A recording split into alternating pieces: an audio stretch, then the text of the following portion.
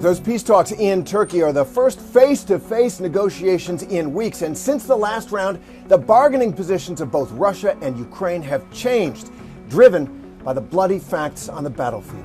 Ukrainian and Russian negotiators are sitting down face-to-face in Turkey for high-stakes peace talks. President Zelensky has outlined his vision for a peace deal. If Russia withdraws its troops to territories it occupied before the invasion, in return, Ukraine would pledge neutrality and not join NATO, and the deal would have to be guaranteed by third countries, possibly including the U.S. But even as the negotiators begin those talks, the battle for the country rages on, with fighting around the Ukrainian capital of Kyiv intensifying. Ukrainian officials now say Russian troops have been driven out of the key suburb of Irpin, which sits along a major highway. This verified drone video published by local media just days ago shows the devastation the city has experienced. The mayor of Irpin said the fight for the city isn't over.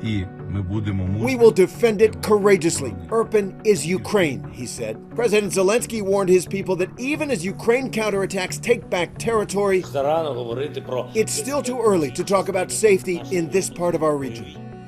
These negotiations are ongoing, and controversially, Roman Abramovich, that Russian oligarch, involved in those negotiations, and there are reports now that both he and two Ukrainian negotiators were poisoned at peace talks earlier this month. Russian oligarch Roman Abramovich spotted at those peace talks in Istanbul, following reports he and two Ukrainian peacemakers may have been poisoned as they tried to help broker talks between Russia and Ukraine. The Wall Street Journal reporting Abramovich and peace negotiators suffered symptoms of suspected poisoning after a meeting in Kyiv earlier this month. Abramovich, the owner of the Chelsea soccer team, was sanctioned by the UK for what they called his close relationship with Vladimir Putin in the past, something he denies.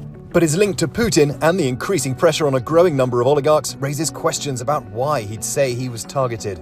Ukraine's chief negotiator, Mikhailo Podolyak, told ABC News that he wouldn't be drawn on the claim, calling it an information game, and that all members of the negotiation group are working as usual.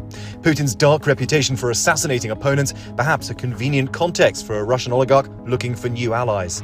The investigative media outlet Bellingcat reporting the alleged victims experienced symptoms consistent with poisoning with chemical weapons, including eye and skin inflammation and piercing pain in the eyes. The Wall Street Journal reporting they had peeling skin on their faces and hands. This temporary pain may have been intended as a warning. The Kremlin has denied poisoning multiple opponents in recent years, like Russian opposition leader Alexei Navalny, who fell ill on a flight from Serbia to Moscow in 2020.